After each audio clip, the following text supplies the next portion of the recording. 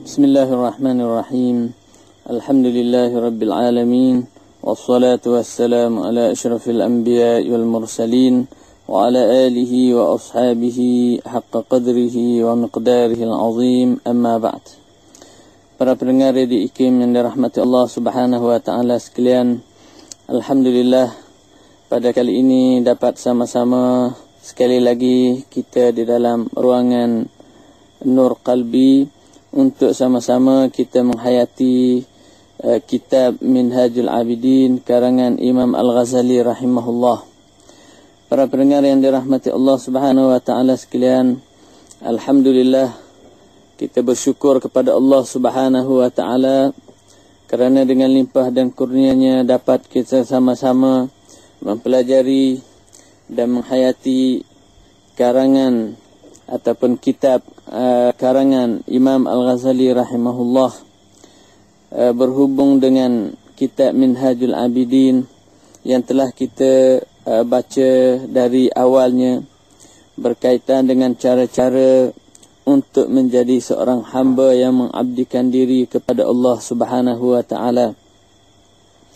Di dalam kitab ini Imam Al-Ghazali telah menghuraikan kepada kita 7 laluan atau halangan yang akan ditempuhi oleh seseorang yang ingin melakukan ibadat kepada Allah Subhanahu wa taala.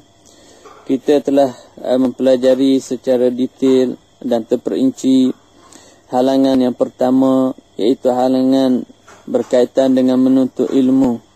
Kerana seseorang yang ingin beribadat kepada Allah Subhanahu wa taala perlu memiliki ilmu, sama ada ilmu berkaitan dengan akidah, ilmu berkaitan dengan syariat, begitu juga ilmu berkaitan dengan rahsia-rahsia hati atau yang dipanggil sebagai ilmu sir ataupun hari ini dikenali sebagai ilmu tasawuf, supaya membolehkan kita melakukan ibadat secara sempurna dan diterima oleh Allah Subhanahu wa taala. Bila seseorang itu telah melalui akabah ilmu, dia telah memiliki ilmu yang mencukupi khususnya secara fardu ain dan melengkapi tuntutan-tuntutan untuk melakukan ibadat kepada Allah, maka ia akan melalui halangan yang kedua, iaitu halangan taubat. Kerana ia mendapati dirinya bergelombang dengan dosa dan maksiat, bagaimana dalam waktu yang sama ia ingin melakukan ibadat kepada Allah Subhanahu wa taala. Maka seseorang hamba yang ingin melakukan ibadat kepada Allah Subhanahu wa taala perlu bertaubat kepada Allah Subhanahu wa taala dengan taubat yang sebenar-benarnya. Semua ini telah kita bincangkan secara terperinci di dalam siri halaqah-halaqah perbincangan kita yang lepas. Selepas seseorang itu bertaubat kepada Allah Subhanahu wa taala, maka ia akan mendapati di sana terdapat halangan-halangan yang menyekat ia untuk meneruskan ibadat kepada Allah Subhanahu wa taala. Imam Al-Ghazali menyebut di dalam kitab Minhajul Abidin ini 4 halangan utama yang akan menyekat seseorang hamba itu untuk melakukan ibadat kepada Allah. Antaranya ialah kecintaan kepada dunia yang memerlukan seseorang hamba itu mempelajari bagaimana untuk ia menjadi seorang yang zuhud kepada dunia dan cintakan akhirat.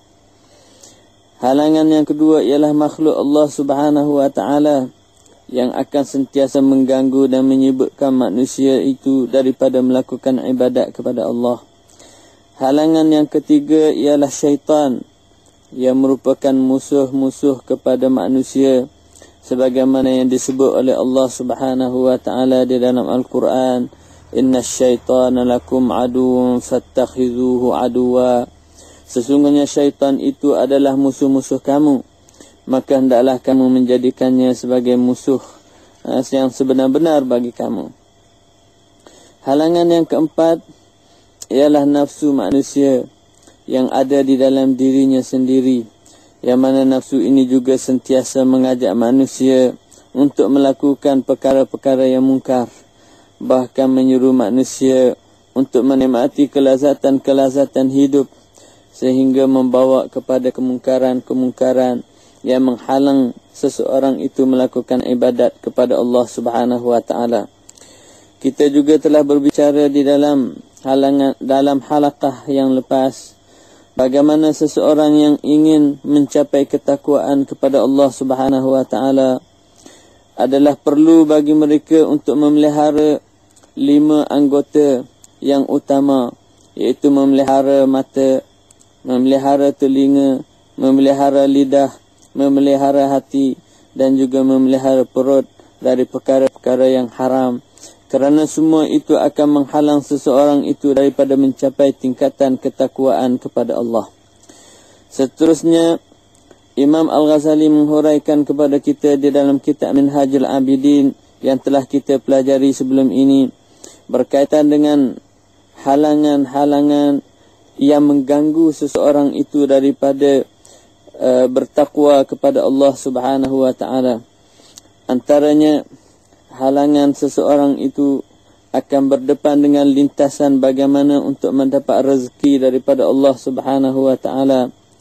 Halangan terhadap musibah yang menimpa, halangan yang berupa takdir yang telah menimpa seseorang itu. Semua ini telah kita bincang di dalam pengajian kita yang lepas. Di dalam halaqah terakhir rancangan Nur Qalbi ini, marilah kita sama-sama mengupas secara ringkas 3 lagi halangan yang disebut oleh Imam Al-Ghazali dalam kitab Minhajul Abidin yang menjadi halangan kepada seseorang itu untuk melakukan ibadat kepada Allah Subhanahu wa taala. Halangan yang kelima yang disebut oleh Imam Al-Ghazali iaitu halangan yang digelar sebagai aqabatul bawa'is, iaitu halangan yang menghalang manusia daripada melakukan ibadat kepada Allah Subhanahu wa taala, iaitu yang mendorong manusia daripada melakukan ketaatan kepada Allah Subhanahu wa taala, dan juga supaya kita sentiasa taat dan patuh kepada Allah Subhanahu wa taala, maka menjadi kewajipan kepada seseorang itu untuk melalui ataupun merentasi aqabah yang kelima ini, iaitu untuk sentiasa istiqamah di dalam ketaatan kepada Allah Subhanahu wa taala dengan melalui 2 perasaan yang utama yang dikenali sebagai al-khauf wal raja. Seseorang yang ingin beribadat kepada Allah Subhanahu wa taala hendaklah sentiasa merasai takut kepada Allah Subhanahu wa taala kerana kebesaran dan keagungan Allah Subhanahu wa taala, dan juga mengharapkan keampunan dan kerahmatan daripada Allah Subhanahu wa taala. Di dalam bab yang kelima berkaitan dengan aqabah pendorong untuk seseorang itu melakukan ibadat kepada Allah Subhanahu wa taala, ia hendaklah sentiasa merasai perasaan takut di dalam hatinya untuk ia mencapai 2 perkara.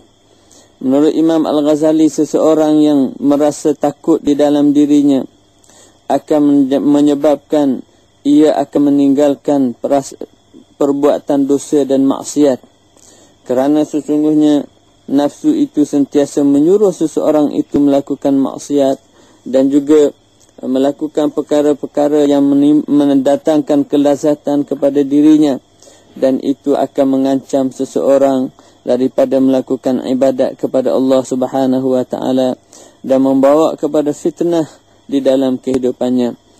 Oleh itu, seseorang yang mempunyai rasa takut di dalam dirinya terhadap kebesaran dan keagungan Allah akan mendorong beliau untuk meninggalkan perkara-perkara dosa dan juga maksiat. Sementara yang kedua, keperluan seseorang itu untuk sentiasa merasai perasaan takut di dalam dirinya supaya ia tidak merasa kagum dan bongkak terhadap ketaatan-ketaatan yang dilakukan, kerana sesungguhnya perasaan tersebut akan menghancurkan segala amalannya dan akan memusnahkan dengan perbuatan dan juga sifat tersebut yang ada di dalam dirinya. Oleh itu seseorang yang mempunyai rasa takut di dalam dirinya akan mendorong beliau untuk melakukan perkara-perkara taat dan meninggalkan perkara-perkara mungkar dan maksiat, dan ia melakukannya dengan penuh keikhlasan, tanpa rasa takut, tanpa rasa ujub, dan juga tanpa rasa riak. Sementara perasaan ar-raja, iaitu menaruh pengharapan terhadap Allah Subhanahu wa taala, seseorang hamba yang telah melalui halangan-halangan yang telah kita sebut, 4 halangan yang telah lepas, dengan perasaan mengharapkan ini ia akan mencapai 2 perkara. Yang pertama yang disebut oleh Imam Al-Ghazali, seseorang yang mempunyai perasaan pengharapan terhadap Allah Subhanahu wa taala akan mendorong beliau untuk melakukan ketaatan dan ibadat kepada Allah Subhanahu wa taala. Sesungguhnya melakukan kebaikan itu adalah suatu perkara yang berat, dan syaitan pula dari sudut yang lain sentiasa memusuhi dan menghalang manusia daripada melakukan ibadat, sementara hawa nafsu manusia juga merupakan lawan kepada apa yang ingin ia lakukan dalam ibadat tersebut, kerana ibadat itu adalah bertentangan dengan keinginan dan kehendak hawa nafsu.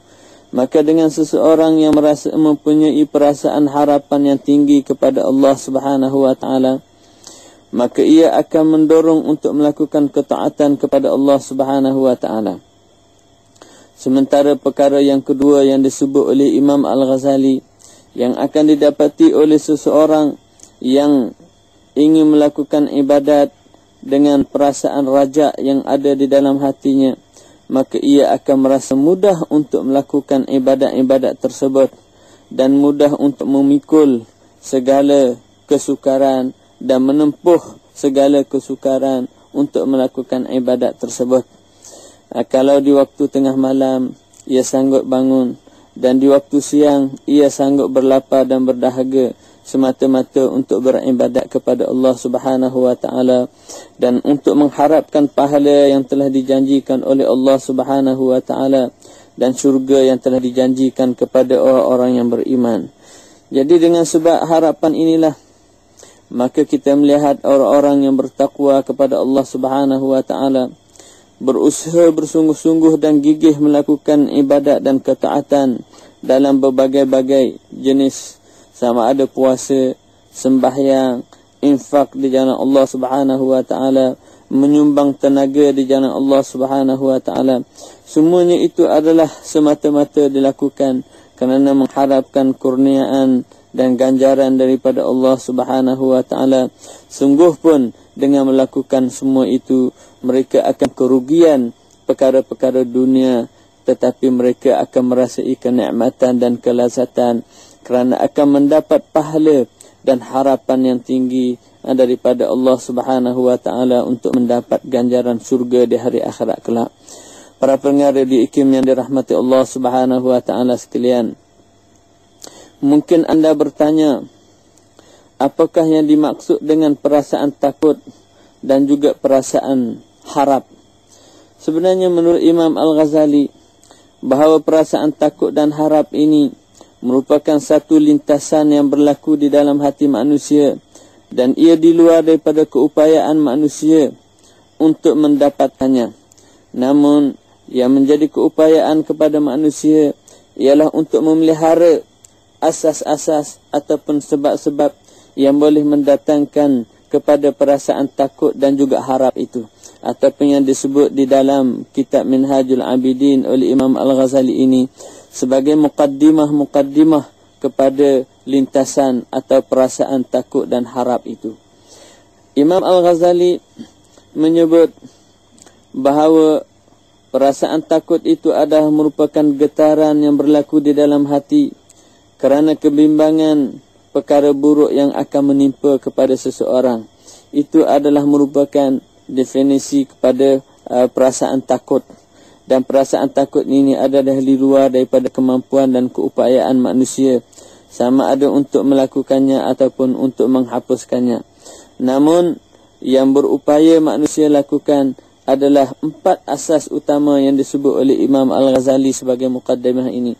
Mukaddimah kepada lintasan ataupun perasaan takut ini. seseorang hamba yang ingin melakukan ibadat kepada Allah Subhanahu wa taala hendaklah sentiasa mengingati bahawa dosa-dosa yang besar yang telah dilakukan sebelum ini ataupun dosa-dosa yang banyak, kezaliman yang telah dilakukan sebelum ini tidak akan dapat dilepasi tanpa bertaubat kepada Allah Subhanahu wa taala. Semua ini akan menyebabkan manusia akan dihumbang ke dalam neraka. Dan yang kedua, seseorang hamba itu hendaklah sentiasa mengingati betapa beratnya azab Allah Subhanahu wa taala di hari akhirat kelak. Dan pada yang ketiga, manusia itu juga perlu mengingati bahawa dirinya adalah sangat kerdil dan dhaif untuk menanggung segala azab dan siksaan yang telah dijanjikan oleh Allah Subhanahu wa taala di akhirat kelak. Sementara yang keempat, seseorang hamba itu perlu mengingati kekuasaan Allah Subhanahu wa taala yang mampu melakukan apa sahaja terhadap hamba-hambanya bila Allah Subhanahu wa taala kehendaki untuk memusnah dan membinasakan kita, maka kita akan hancur dan binasa dengan kekuasaan Allah Subhanahu wa taala. Dengan mengingati empat perkara ini, maka akan lahir di dalam diri seseorang itu perasaan takut. Takut dengan dosa-dosa yang banyak, bimbang dengan azab Allah Subhanahu wa taala, dan mengingati bahawa diri kita adalah seorang insan yang dhaif, makhluk yang sangat hina dan kerdil, dan mengingati kebesaran dan kekuasaan Allah Subhanahu wa taala. Maka dengan itu perasaan takut akan lahir di dalam diri seseorang. Sementara perasaan harap kepada Allah Subhanahu wa taala yang merupakan kegembiraan yang lahir di dalam hati seseorang hamba dengan kurniaan Allah Subhanahu wa taala, dan ia akan merasai betapa nikmatnya kurniaan dan kerahmatan Allah Subhanahu wa taala yang luas ke atasnya. Ini juga adalah merupakan hasil daripada ibadat-ibadat yang dilakukan oleh seseorang hamba kepada Allah Subhanahu wa taala. Jadi dengan sebab itu, perasaan harap yang lahir dalam diri seseorang itu hendaklah bertolak daripada empat mukaddimah yang utama yang perlu dijaga supaya seseorang itu akan dapat merasai raja ataupun harapan yang besar kepada Allah Subhanahu wa taala dengan zan yang baik terhadap rahmatan dan pemberian Allah Subhanahu wa taala. Antara muqaddimah ar-raja yang disebut oleh Imam Al-Ghazali, yang pertama, seseorang hamba itu perlu mengingati limpahan kurniaan Allah Subhanahu wa taala yang telah diberikan tanpa ada batasan dan sempadan. Sebelum ini kita tiada, maka Allah wujudkan. Selepas kita diwujudkan, diberikan kepada kita sebab-sebab yang membolehkan kita hidup di atas muka bumi ini. Sementara yang kedua yang perlu diingati oleh seseorang hamba untuk melahirkan perasaan harap kepada Allah Subhanahu wa taala ialah mengingati janji Allah Subhanahu wa taala yang mulia dan juga pahala-pahalanya yang besar yang dijanjikan kepada orang-orang yang beriman kepada Allah Subhanahu wa taala. Sementara yang ketiga, mengingati betapa nikmat Allah Subhanahu wa taala yang banyak yang dikurniakan kepada kita di dunia, sama ada nikmat beragama ataupun nikmat-nikmat kehidupan yang berupa makan, minum, kesihatan dan sebagainya. Begitu juga yang keempat yang perlu diingati bagi melahirkan perasaan tenang dan juga perasaan harap kepada Allah Subhanahu wa taala ini, seseorang itu perlu mengingati kerahmatan Allah Subhanahu wa taala mengatasi kemurkaannya. Dan Allah Subhanahu wa taala di dalam Al-Quran menyebut bahawa Dia adalah Tuhan yang Maha Pemurah lagi Maha Penyayang, dan Tuhan yang sangat mulia dan sangat lembut terhadap hamba-hamba yang beriman. Jadi dengan merasai hakikat-hakikat ini, maka harapan seseorang hamba kepada Allah Subhanahu wa taala itu akan tinggi untuk mendapat kebaikan dan keampunan daripada Allah Subhanahu wa taala. Namun apa yang perlu kita ingat, sungguh pun kita mempunyai perasaan harap yang tinggi kepada Allah Subhanahu wa taala, janganlah sampai kita terjerumus ke dalam dua bahaya yang lain, iaitu bahaya berada di dalam keadaan merasai aman daripada kemurkaan Allah Subhanahu wa taala, ataupun kita terjerumus di dalam keadaan seorang yang putus asa kepada Allah Subhanahu wa taala.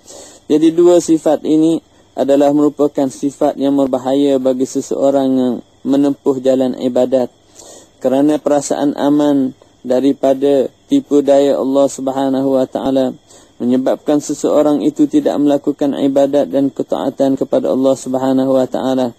Begitu juga perasaan putus asa dengan kehidupan yang menyebabkan mereka ini akan terdiri dari kalangan orang-orang yang rugi, kerana Allah Subhanahu wa taala menyatakan di dalam Al-Quranul Karim bahawa sesungguhnya orang-orang yang beriman itu orang-orang yang sentiasa bersegera melakukan ibadat, yang sentiasa mendoakan kepada Allah Subhanahu wa taala dengan penuh keinginan dan juga perasaan takut, dan mereka itu sangat khusyuk kepada Allah Subhanahu wa taala. Jadi dengan sebab itu tidak ada perasaan putus asa ataupun perasaan aman dari bahaya-bahaya tipu daya yang akan berlaku di dalam kehidupan, yang boleh menyebabkan seseorang itu tidak akan melakukan ibadat kepada Allah Subhanahu wa taala.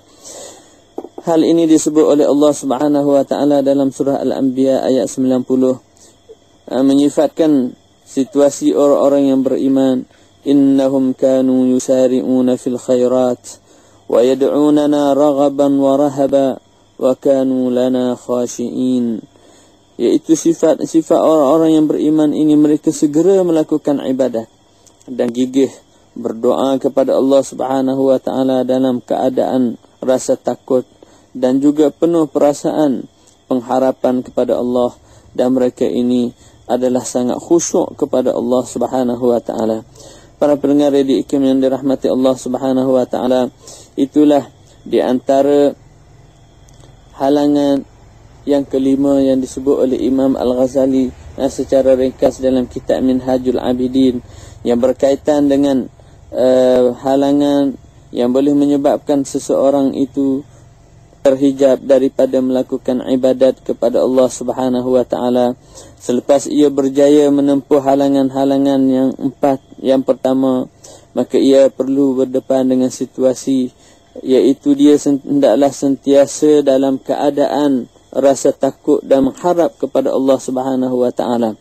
Namun perasaan takut dan harap ini juga janganlah menyebabkan seseorang itu berada di dalam keadaan ia merasa aman daripada bahaya dan azab Allah Subhanahu wa taala kerana pengharapan yang tinggi kepada rahmat Allah, sehingga ia tidak melakukan ibadat. Begitu juga seseorang yang terjerumus melakukan dosa dan maksiat, janganlah sampai ia merasa kecewa untuk kembali kepada Allah Subhanahu wa taala, kerana sesungguhnya Allah Subhanahu wa taala adalah Tuhan yang Maha Pengampun terhadap hamba-hambanya. Para pendengar Radio IKIM yang dirahmati Allah Subhanahu wa taala, selepas halangan yang kelima ini, seseorang hamba itu yang akan berdepan dengan halangan yang keenam, yang juga akan membahayakan seseorang itu di dalam melakukan ibadat, iaitu halangan yang mencacatkan ibadat seseorang. Iaitu dua halangan utama yang disebut oleh Imam Al-Ghazali, iaitu riya dan juga ujub. Oleh itu seseorang yang melakukan ibadat kepada Allah Subhanahu wa taala, selepas melalui peringkat-peringkat ibadat ini, hendaklah ia sentiasa mengingati keikhlasan dalam melakukan ibadat itu hanya kepada Allah Subhanahu wa taala. Oleh itu ia perlu ingat bahawa yang akan merosakkan ibadatnya itu, yang akan menjadikan segala penat lelahnya itu sia-sia dan tidak akan dipandang oleh Allah Subhanahu wa taala, kerana dua sifat yang ada di dalam hatinya yang menjadikan amalannya itu tidak diterima oleh Allah Subhanahu wa taala, iaitu yang pertama adalah riya dan kedua adalah ujub. Riya sebagaimana yang didefinisikan oleh ulama tasawuf dan dinyatakan oleh Imam Al-Ghazali, ialah menginginkan manfaat-manfaat dunia dengan melakukan amalan-amalan akhirat, iaitu nak menunjukkan kepada orang lain untuk mendapat kepentingan-kepentingan dunia dalam keadaan ia melakukan ibadat-ibadat untuk tujuan akhirat. Itu adalah merupakan bentuk riya yang menyebabkan kemurkaan Allah Subhanahu wa taala. Jadi bahaya riya sebagaimana yang disebut oleh Imam Al-Ghazali dalam kitab Minhajul Abidin ini, ia akan menyebabkan seseorang itu akan dibongkar rahsianya di khalayak para malaikat, dan ini akan menyebabkan manusia itu akan terdedah pembohongan amalannya. Dan yang kedua, yang akan memalukan lagi manusia itu bila Allah Subhanahu wa taala membongkarkan amalannya itu pada hari akhirat kelak di hadapan seluruh makhluk, bahawa apa yang dilakukan amalan-amalan ibadatnya itu hanyalah untuk mendapat manfaat dunia, bukan untuk mendapat keredaan Allah Subhanahu wa taala. Maka itu akan menyebabkan ia mendapat kemurkaan Allah Subhanahu wa taala di hari akhirat kelak. Para pendengar yang dirahmati Allah Subhanahu wa taala, dan ingatlah bahawa musibah besar bagi orang yang memiliki sifat riya di dalam melakukan ibadat dan ketaatan kepada Allah Subhanahu wa taala. Disebut oleh Imam Al-Ghazali di sini ada dua musibah.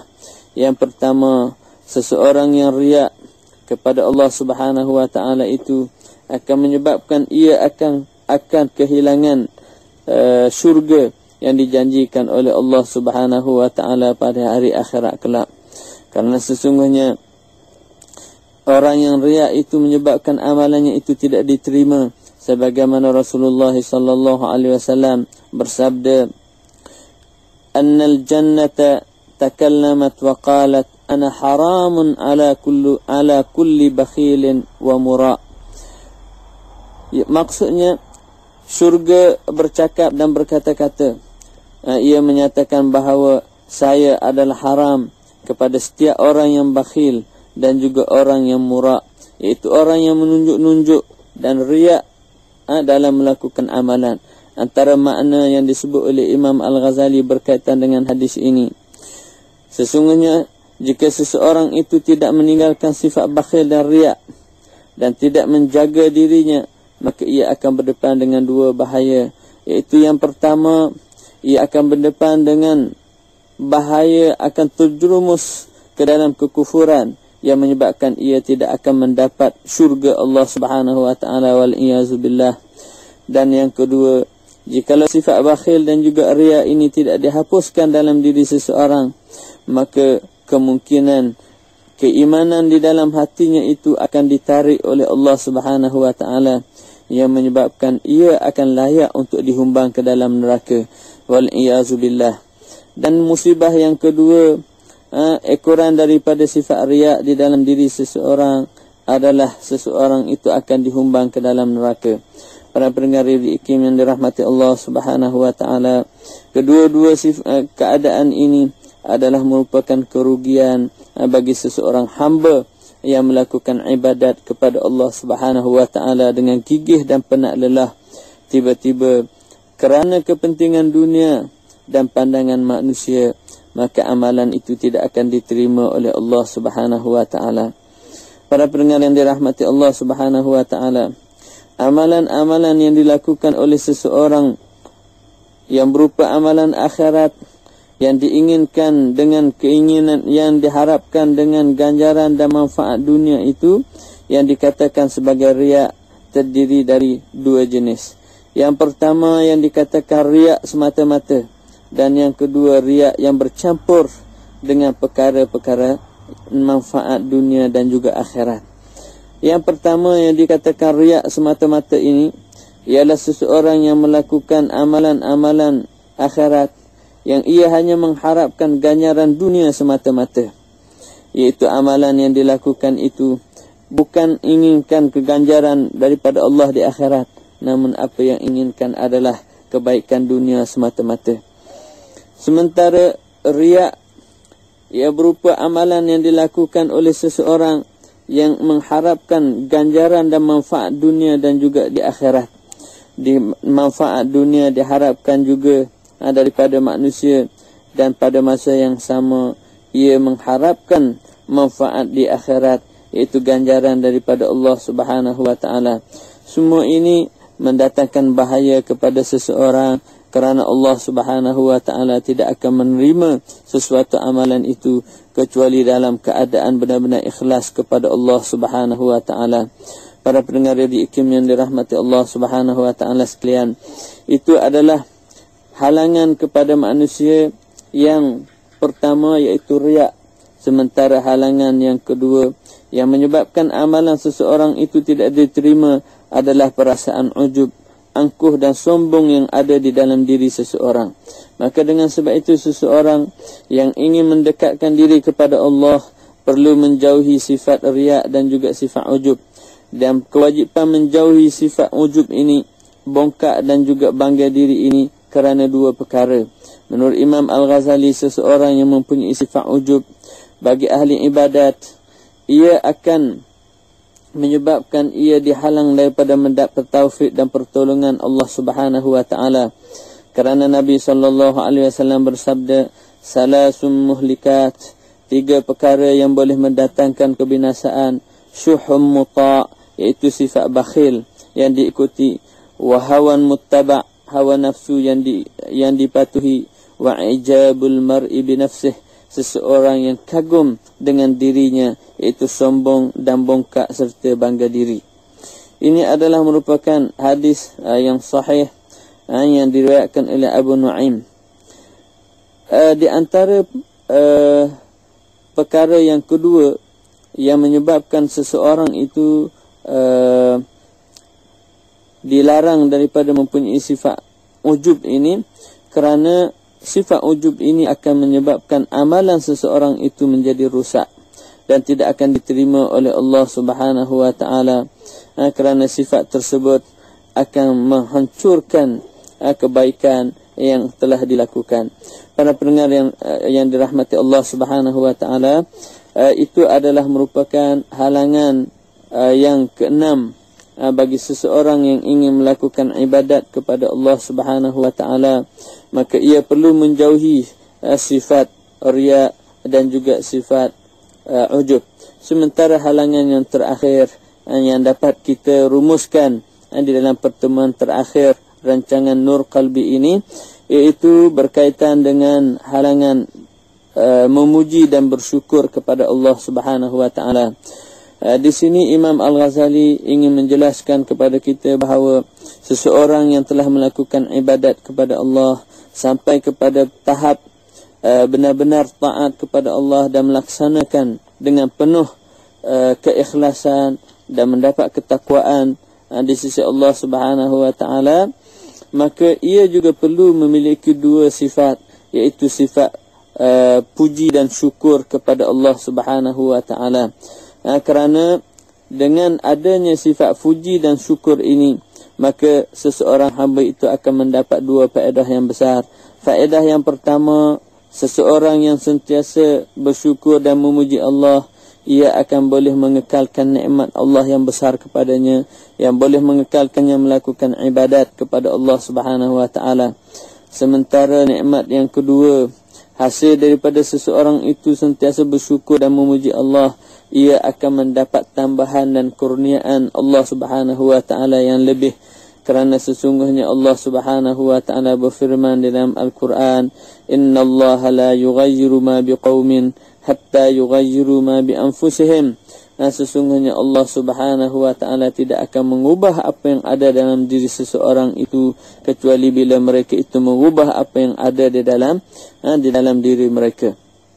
Iaitu dengan sifat syukur dan puji ini, maka mereka itu akan mendapatkan nikmatan daripada Allah Subhanahu wa taala.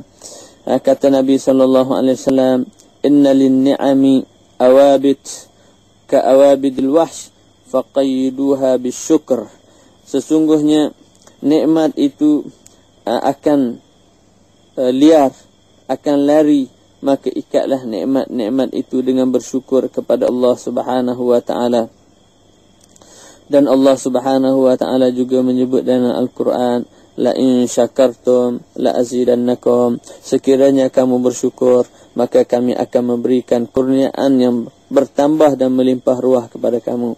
Para pendengar yang dirahmati Allah Subhanahu wa taala, yang dimaksudkan dengan puji di dalam istilah para ulama di sini, ialah memuji terhadap seseorang kerana perbuatan yang baik. Sementara syukur ialah ketaatan dengan seluruh anggota kepada Tuhan yang Maha Kuasa, sama ada secara rahsia ataupun secara terang-terangan. Iaitu dengan kata yang lain, bahawa bersyukur kepada Allah Subhanahu wa taala adalah merupakan ketaatan yang sepenuhnya kepada Allah Subhanahu wa taala.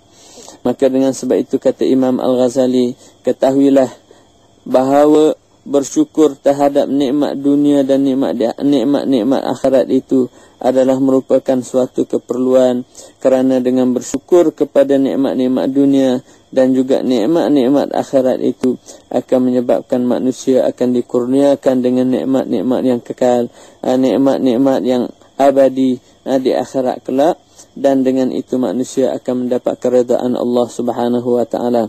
Para pendengar yang diikim yang dirahmati Allah Subhanahu wa taala, hanya setakat ini pertemuan kita di dalam ruangan Nur Qalbi, dan saya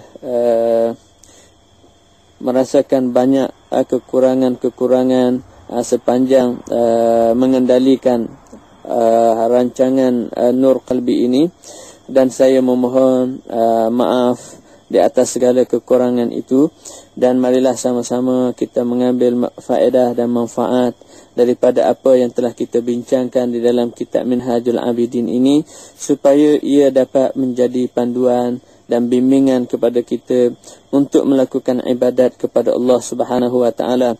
Sungguh pun apa yang kita baca di dalam rancangan ini adalah merupakan huraian secara ringkas terhadap tajuk-tajuk.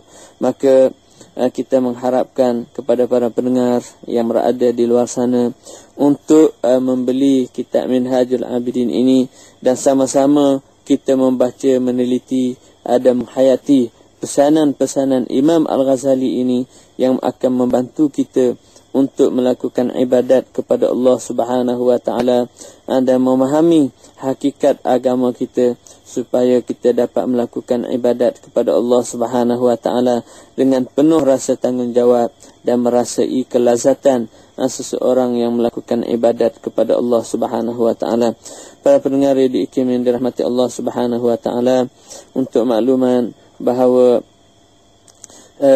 kitab Minhajul Abidin ini telah saya pelajari daripada guru saya Syekh Ahmad Mahmud Al-Qadiri dari Madinah, yang telah mengambil ijazah daripada gurunya Syekh Namir Al-Khatib juga dari Madinah. Mudah-mudahan Allah Subhanahu wa taala merahmati mereka dan menempatkan mereka bersama dengan orang-orang yang saleh, dan kita sama-sama membacakan Al-Fatihah kepada para guru yang telah menyampaikan kepada kita ilmu yang bermanfaat ini. Al-Fatihah. A'udzubillahi minasyaitonirrajim. Bismillahirrahmanirrahim. Alhamdulillahirabbil alamin. Arrahmanirrahim. Maliki yaumiddin. Iyyaka na'budu wa iyyaka nasta'in. Ihdinas siratal mustaqim. Siratal ladzina an'amta 'alaihim ghairil maghdubi 'alaihim waladdallin. Amin. Amin ya rabbal alamin.